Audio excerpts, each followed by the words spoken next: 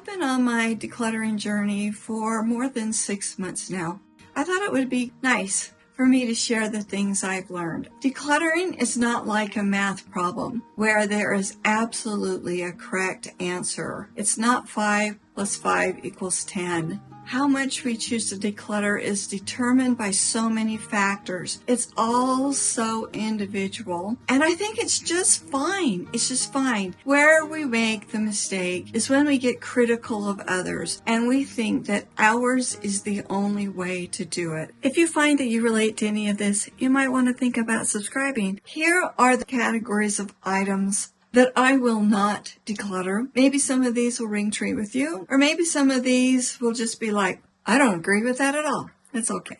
The first one I feel very strongly about is that I will not declutter someone else's belongings. If I go back to when I was a child, my mother was really into decluttering at that time, and particularly toys. There was a little doll I got in Chinatown when we went to San Francisco when I was 4 or 5. And I loved that little thing, and I took care of it. My mother decided that I didn't need that anymore, and she got rid of it. If you feel the toys needed to be decluttered, let them help you. Someone else's toys for my husband, these tools. He's got tools that he's bought as he's remodeled our home. He's got tools that he got from his father's shed. He's got a lot of garden tools. And sometimes we have very pointed discussions about him decluttering those, but it really would be a bad deal if I went out and decluttered his tools. Extra towels. I won't declutter extra towels.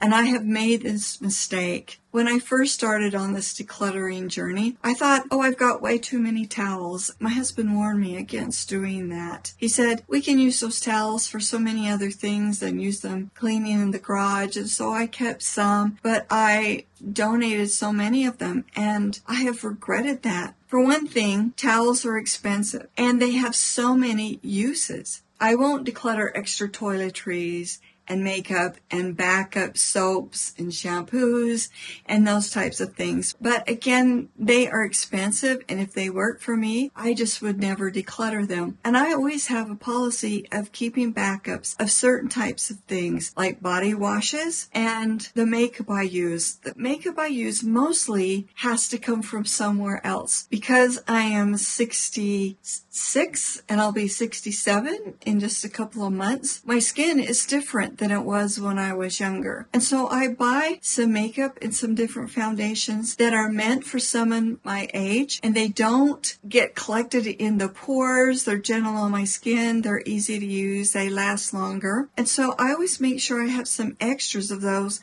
because when I order them, it takes a few weeks to get here. I'm not going to declutter family treasures unless I have a very, very strong reason. My mother died a year ago in August, and I decluttered some things. I thought that I was ready to declutter them. I was wrong in some circumstances, and there are some things I decluttered that I wish I had because I do use them here and there for decor, and I would like to have my daughter in particular have the option of choosing some of those things. But honestly, I don't have tons of them, but I do have a really important trunk that has family treasures that have been saved clear back through the pioneer days. All this clothing, and this has been passed down from generation to generation to generation. And I think, what if someone along that line had decided this was junk, just going to get rid of that? Well, that would have been a real tragedy because these are physical demonstrations that these people really lived and what their life was like, because you can see the styles change through the years. So I'm going to show you this trunk because it is really precious. But I kind of have a little bit of a rule that certain types of things need to fit in the trunk. If they don't, then I look to see, is there anything in there that really doesn't need to stay? And I'll make room for those things. But it's kind of like my container, although I do have some family treasures that just aren't in the trunk. I am not going to declutter any more serving or nice dishes. There's kind of this rule out there that if you haven't used something in a year, that you should declutter it. I have discovered that for me, that rule doesn't work for some categories. And serving dishes, at least the ones that I have, just don't fit into that. Maybe I won't use them this year because I don't have that family dinner because I'm having a bad time with my fibromyalgia. But who's to say that next year I won't? Because I do enjoy doing that. And if I have given those things away, I'll feel really bad. I'm also not going to declutter my mother and grandmother's china. I keep being warned by people that you should get rid of them because they might have lead. And I do have this lead tester that I can use to test them to find out, are they safe to use when we eat? I love to use them for display. For instance, for my fall display, I use my grandmother's china because it has fall colors, which really look pretty with the fall florals and some pumpkins. So I really enjoyed that. And if we speak about dishes, I will not declutter these various types of everyday dishes because I really enjoy them. My family really enjoys them. We set the table in different ways depending on our mood. I will not declutter backup food that is perfectly good. I won't declutter small appliances that on the surface seem like they're the same, but actually have different uses. For instance, I have these two blenders, but this small blender I have not only makes smoothies, it also makes the spoonable smoothies, which sometimes I really want to have. My big blender doesn't do that. We use the big blender when we're canning, when we have more heavy-duty things to do, and I really don't use it for smoothies. I also wouldn't declutter any more of my kitchen tools. So you can see I have many small spatulas. We have different kinds and types of large spatulas, and there are different kinds of spatulas that work for different types of things, and different spatulas that I can use in one type of pan that I can't use in different kinds of pans. We have different type of tools that different family members enjoy using. I won't be decluttering any more bedding, quilts, or sheets. When I started decluttering, again, I felt really enthusiastic, and I was aware I was making these videos for you, and I felt kind of pressured that I should cut these down. Over time, I've started to realize and remember, first of all, we have a lot of people in our house. It takes a lot of bedding. If someone comes to visit us and stays with us, then they need more bedding. And it just wears out. Sheets in particular just wear out. And you need multiple sets for the same bed. If you have a child that's throwing up in the night, you might be changing your sheets multiple times. So if you only have one set of sheets or maybe two set of sheets, you can end up in a bind. They really do just wear out. It gets more and more expensive to buy replacement sheets. I also really enjoy changing my bedding out with the seasons. I love this bedspread.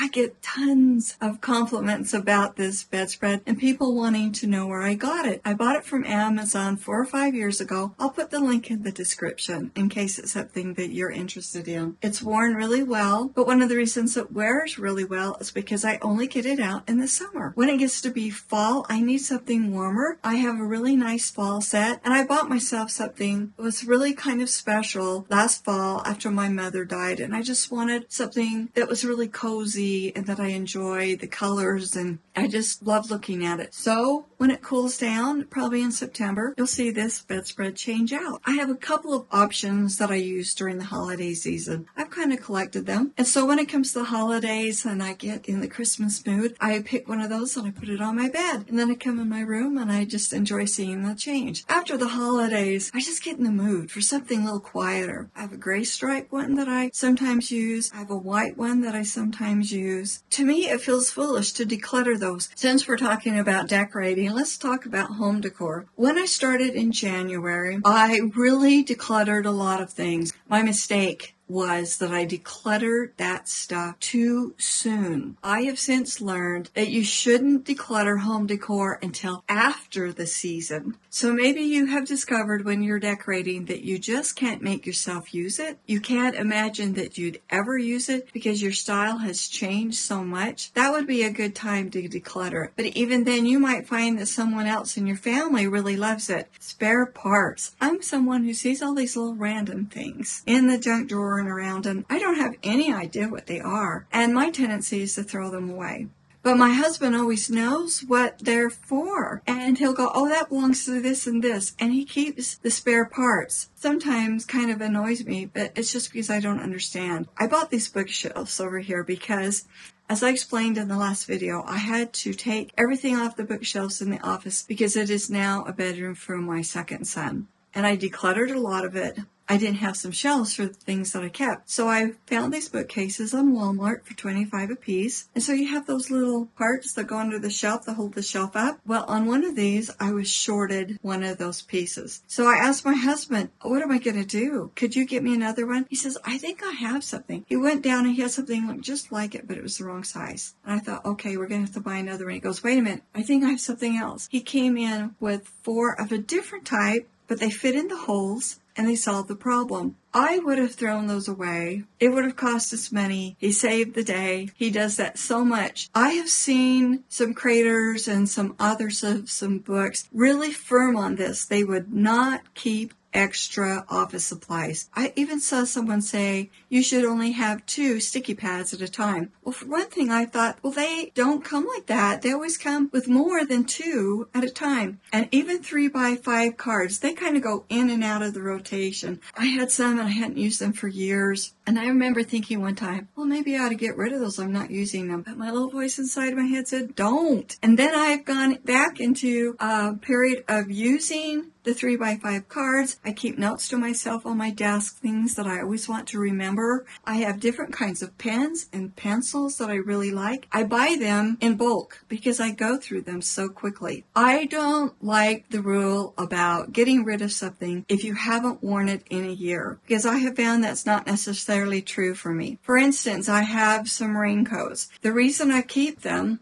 is, even though I may go a couple of years without wearing them, is because our weather in Utah is different. Sometimes we'll have a period of rain where it's just raining, and every time you go out, you need to wear a raincoat. A winter coat doesn't work as well. The rain goes through it, and it's too warm. And so this rainy season may happen more in the fall, may happen more in the spring. And if I got rid of those coats, when that happened again, which doesn't happen every year, I'd be in a pickle. I love going to Disney. The last time we went to Disney, we were there for 5 days. So I bought my husband and I matching shirts. When I came home, I boxed them up in this box, and I keep my cute backpack I got when I was at Disney. They're there waiting for the time when we'll get to go to Disneyland again. My husband loved his shirts. He keeps wearing them, so he's wearing them out, but not me. And it's been since 2021 that I've been able to use them, so it's been 3 years. But I'm not giving up on those shirts. So I know there are some people who would declutter them. Not me. I love my Disney shirts. I won't be decluttering extra cleaning supplies and laundry soap. I know there are some people who really believe in only having what you need and replacing it. But when you're a family that goes through stuff so quickly, I would find it very frustrating to go in to do laundry and find out that I only have 2 laundry pods, because I've had family members doing their laundry. And because we always keep backups, I just go in the closet and pull out another one. And I would say this is true of all of our cleaning supplies. We really go through them. And so when we use something, we always buy a replacement. So we're never in that situation of not having what we need when we need it. Extra paper products. Toilet paper and paper towels and paper plates, things like that, we always keep extra. And I'll tell you, my husband's really wise about that. He has an area of the garage where he keeps those big packages of toilet paper that he gets at Costco and paper towels. We don't use that many paper towels, but we do use them. I can't even imagine being in a situation where we were constantly running out of toilet paper. It would be harrowing. His practice of doing that just saved us in 2020 when everyone was running around and desperately trying to find toilet paper. We already had it. We weren't buying it during that time and hoarding it, but we already had it. So in a way, we helped those people who were having such a hard time getting it because we didn't need to add to the emergency. I won't declutter paper copies of photos unless they are truly trash. Nobody is ever going to be interested in that. There's a real movement to have all of your photos digitized and have them online somehow. So I have been doing that since like 2008. I had a digital scrapbooking company for about 9 years, and that was really what we were into, digitizing. But we were all taking so many photos, and we'd store them on DVDs, which by the way go bad, or CDs, which by the way go bad. And so I got storing all mine on Dropbox, so they're all up there. But you know what? I never look at them. Nobody ever looks at them. And so in some ways, those photos are invisible photos. And I have so many neat ones of my kids and my grandkids that they have never ever seen. And if I die, they would really be lost forever. I need to go up and clean it out because I do have a lot of garbage, but I need to find the best photos and print them and put them in albums. I have some albums for the kids, for they're arranged for each kid, and they enjoy going through them and seeing their lives, and they'll say, "Hey Mom, where is that photo? I really want to see it," and I can pull it out. But there are photos of them when they were growing up that they're just not aware of. So I need to print them and put them in an album. If you are storing your photos on Google or Dropbox or any of those places, consider carefully, will those photos end up going invisible and be lost? I won't be decluttering important documents. That one seems really obvious, and you might be going, duh, well, why would you declutter it? Well, unfortunately, I've seen people do that. Or maybe they've digitized them and they haven't put them in a really secure place like Family Search, and then they end up getting lost. They accidentally lose them and they get thrown out with something. For instance, all 4 of my children have lost their birth certificates, thinking they'd put them in a real secure place, but then they got mixed up with some other paper and they got thrown out. Then they had to contact the state and pay some money and get their birth certificates again. Here's a video that YouTube, who knows you so much better than I do, feels that you're really going to enjoy. And I'll see you next time. Bye!